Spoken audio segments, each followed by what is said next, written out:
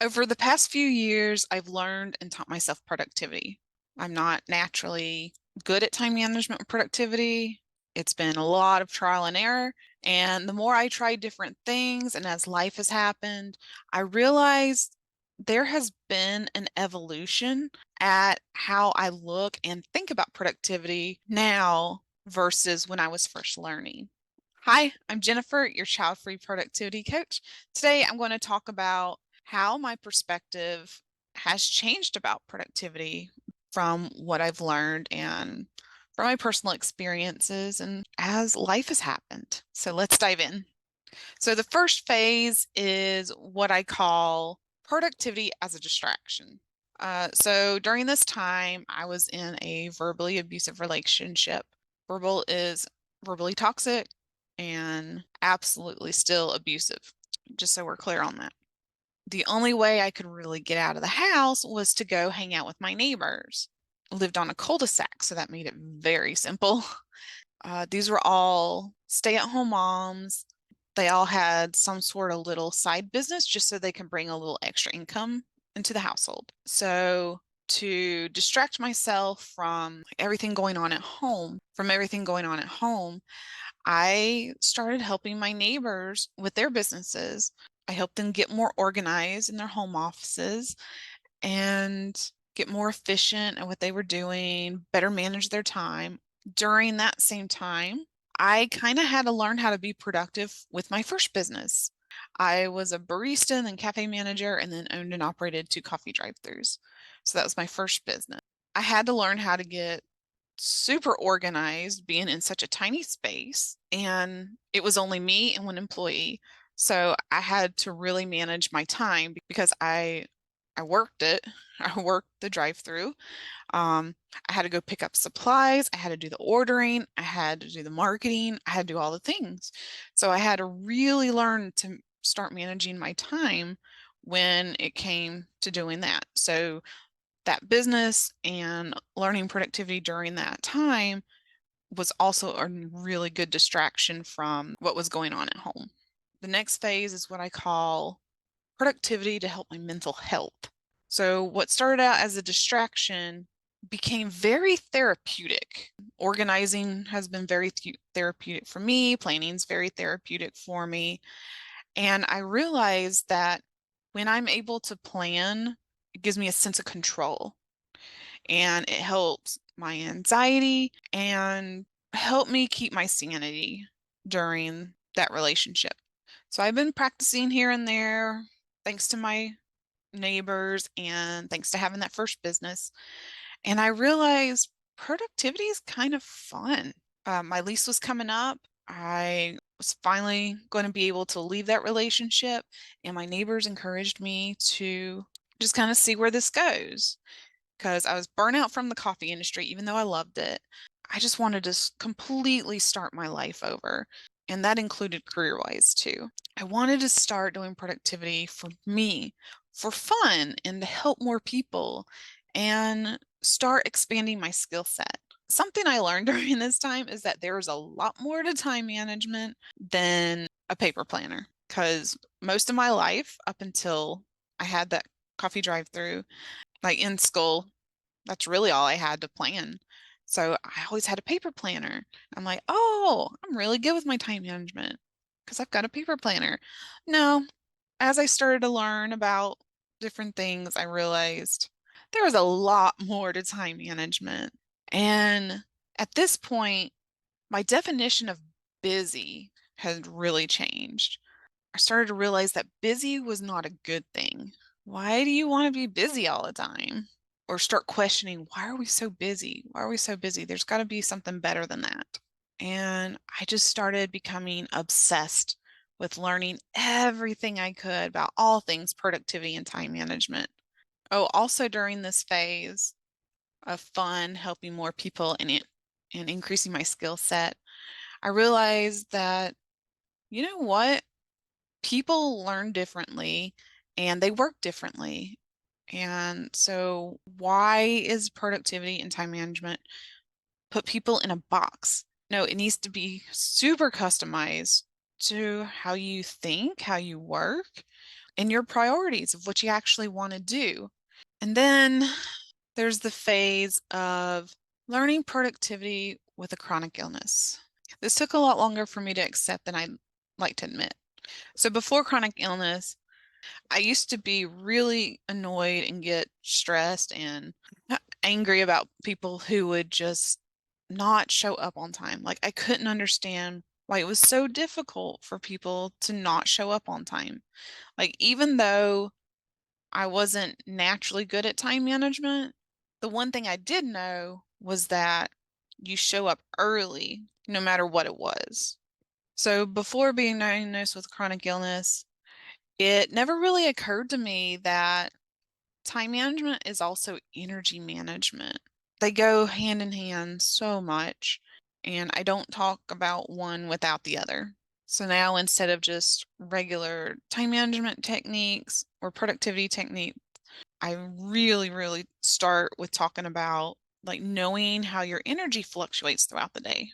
Let's be honest, it took a hit to my mental health too. I had to pivot and adapt my business so it'll accommodate when I have or when my body is not cooperating for me. And that's okay. And it took me a while to figure out how to do that. But now instead of pushing myself, like the typical, oh, you just got to be so consistent. Oh, you got to have this discipline that no matter what you do, like, yes, to a little, some degree, okay, but with the chronic illness, it's just so unrealistic to be strict with those. It's more about doing your best with what you've got. And some days, your best is knowing when your body needs to rest. And other days, it's knocking out a whole YouTube video and editing it and getting it published or getting some chores done. But productive looks very different to me now. Whereas before it was how much can I cram into my day to what are the main three things do I need to get done to feel accomplished? And then I just rest for the rest of the day. I also used to think I had really bad memory and I'd always write everything down. I'd always take super detailed notes.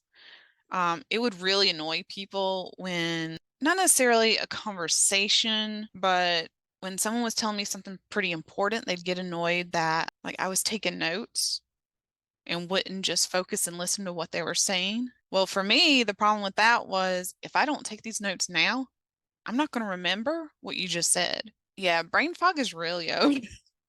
Brain fog is so real. It's like I've been having so much brain fog doing this video. I might put a little bit in here because I'll pause and then I'll just kind of stare off into space because I forget what I was talking about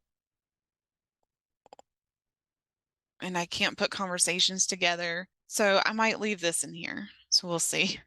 That way you kind of get an idea of what that is.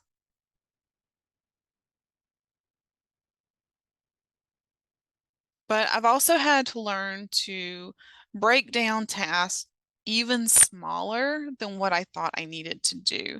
So before I would just break it down to like monthly, weekly, and before chronic illness, honestly, that was kind of enough for what I had going on then with just school and everything, school and a job.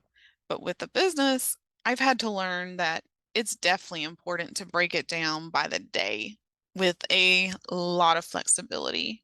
The concept of flexibility for me in my schedule, it started a little bit as I was doing my initial obsessive learning about productivity and time management. I definitely had to learn how to break down the task even smaller so it felt doable. That way, whatever task I have going on that day, I can base it off of how I'm feeling. So I've had to create like a list of different tasks based on my energy levels. So things that take more mental or physical energy, like creating a script or a YouTube video, I have to have more mental energy for that. I mean, today wasn't the best day to do a video probably, but I haven't done a video in a couple of weeks and I really wanted to do this video for a while and I was really excited about it. So I'm like, you know what? I'm going to do it anyway. I just rather share this and have it up there and it be my best for how my brain fog is today, then keep pushing off another video and not getting another video up for you guys. So here we are. I'm still continuing to learn what is best for me as I've gotten a new diagnosis and more answers. So now I can finally start learning to adapt and manage to a new type of life. Still very much what I always wanted. It's just going to take some adjustments. That's all. A little tweaking. So I won't be doing it the exact way, but I still intend on reaching the same goals. I still intend on doing most of the same things. Some things I just can't do anymore. So I'm going to find something a little bit different to do instead. And then the next phase is productivity to be authentically me. So up until, I don't know, the last couple of weeks, and I have been letting my health hold me back.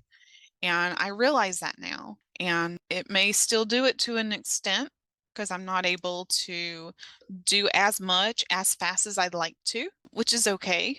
I've come to accept that. But on my good days, I'm very excited to work on the things that I want to work on and create videos. I would have never thought I'd want to create videos and actually do it. Yeah, it's just fully embracing productivity around who I am now, this new person. And based on these new experiences and my life situation, I'm hoping I can help more people just in different ways. And I have a very different perspective on productivity based on this journey, the journey of learning about myself, getting chronic illness. And the more I learn about productivity and time management, I'm learning to embrace who I am better, which is in turn going to help me hopefully create more better videos and help more people. I want to continue learning and just share the pros and cons of what I learn. I have finally fully embraced my child-free side. Okay, so I had always wanted my ideal client to be just the child-free community, but I felt like it might be too niche. I finally got to the point where I was like, you know what? Why not? I'm going to go all in.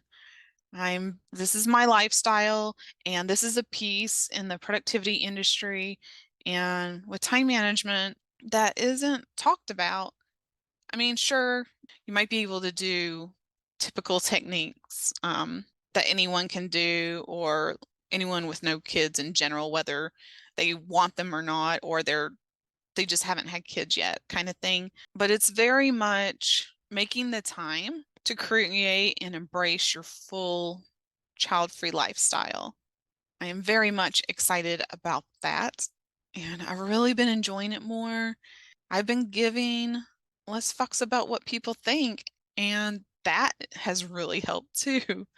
It's just because people are going to judge no matter what I want to do or what you try to do. So it's like, fuck it, might as well just be yourself, right? Part of being more authentic and adapting my business with my chronic illness.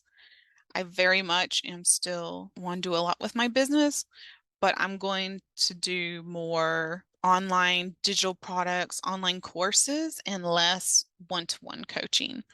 I mean, of course, I'm still going to do one-to-one. It's just not going to be near as often. So for one-on-one, I'll still have like my big planning CEO VIP days, which I absolutely love. It's amazing how much we get done in one day. Otherwise, I am currently working on a course program. It's going to have everything in that. And I'm really excited to share more about that as that develops. I don't consider myself crafty necessarily, but I love creating. So I love Canva. This is not sponsored, by the way. I just love Canva so much that I love creating worksheets and checklists and planner pages, things like that. That's my creative outlet. I guess you could say that videos are now also a creative outlet, but especially printables, tools, workbooks, journals, things that can help you implement. That is my creative side. And if you want to buy any of those or check any of those out, I'll put a link down in the description. Also, being more authentic. Another thing I try to make sure I do is encourage everyone, whether you have chronic illness or not, to get so much more rest and living the slow lifestyle, which means you're probably a homebody, you like the outdoors, you like to chill. I am very much a slow lifestyle kind of person. I've never been a city girl. I don't like high energy. I can't handle it. Even if you do prefer more high energy and stuff too, I mean, it's still good to get more rest. And now I also accept and understand how important short-term planning and goal setting are. A lot of places tend to focus on more of the long term and like 5 years, 10 years. But after the last 2 or 3 years, it has taught me anything. It has been a lot can happen in a year. So, yes, I like to talk about vision, where you want to go, but that's about it. I'm not going to say what are your 5 year and 10-year goals. I am more going to focus on what are we going to do in the next 90 days, in the next year, a more of a micro type person instead of a macro person when it comes to planning and goal setting and prioritizing and things like that. So if you like this kind of style of video, it's a story time slash what I've learned. Let me know, like this video, let me know in the comments. And if there's a type of video you'd like me to talk about that's child-free and related to productivity or time management, let me know. I'd love to hear what you want to see. I'd love to make those videos for you. Thank you so much for watching, and I'll see you in the next video.